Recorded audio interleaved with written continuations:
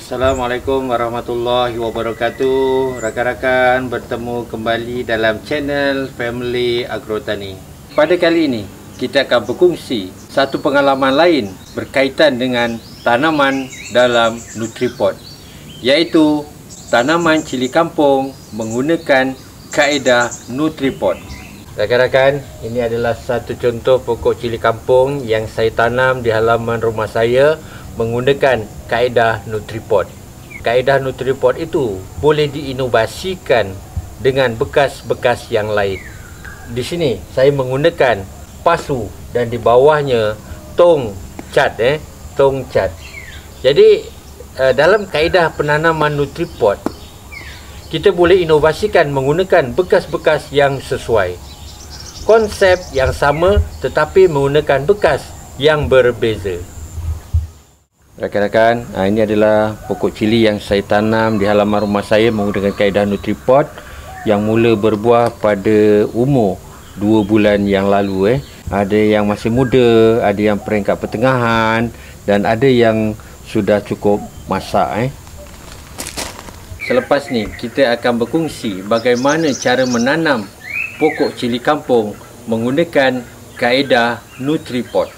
Terdapat banyak jenis cili yang boleh ditanam menggunakan kaedah Nutripot. Antara jenis cili yang saya tanam adalah cili sentil, lada besar, cili bara, cili kampung dan sebagainya.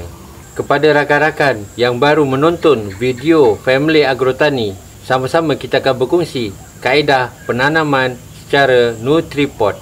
Jadi antara bahan-bahan yang saya gunakan adalah set pasu, di mana set pasu bahagian atas untuk menampung medium, anak pokok dan sumbu. Manakala pasu bahagian bawah adalah untuk meletakkan pasu bahagian atas dan untuk menyimpan air nutrien yang berlebihan. Anak pokok cili kampung. Anak cili kampung ini saya dah semai sebulan yang lalu. Kemudian kokopit atau sabut kelapa hancur, medium utama untuk penanaman pada kali ini. Di sini saya akan tunjukkan bagaimana cara memasang sumbu dalam Nutripot. Sumbu yang panjang ni perlu dilipat dua sebab dia terlalu panjang. Okey, dilipat dua. Okey, kemudian masukkan sumbu daripada bahagian belakang 1 2 3.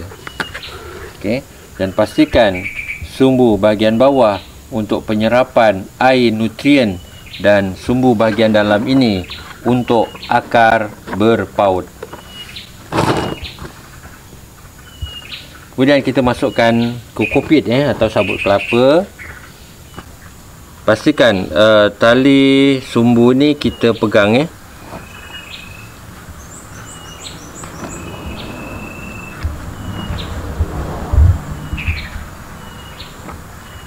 Okay, kita pisahkan tali sumbu ni.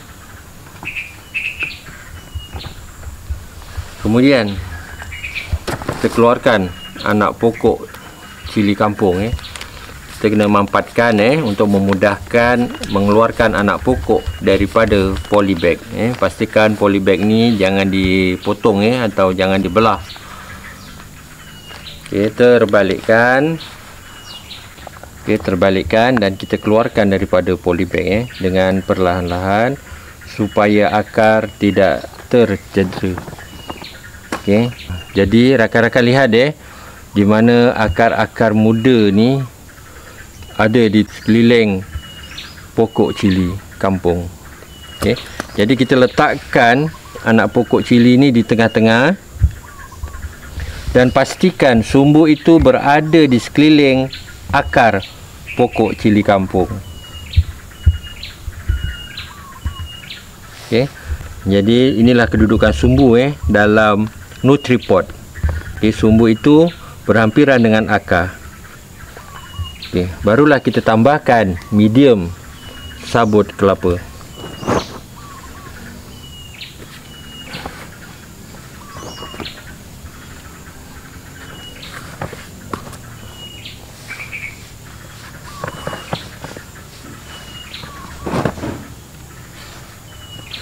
Okey, mampatkan sedikit bahagian keliling pokok. Pastikan sumbu bahagian bawah ini betul-betul sampai di dasar pasu supaya lapisan air paling bawah dapat diserap oleh akar dan juga sumbu Nutripod. Selepas penanaman, kita perlu menyiram menggunakan air paip selama 7 hingga 10 hari. Ini adalah kerana untuk kita membilas atau mencuci kemasaman yang ada pada sabut.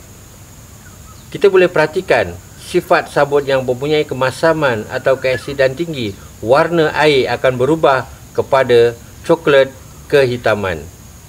Apabila berlaku demikian, air tersebut kita perlu buang.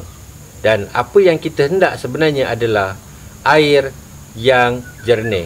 Apabila air jernih, kadar kemasaman berkurangan.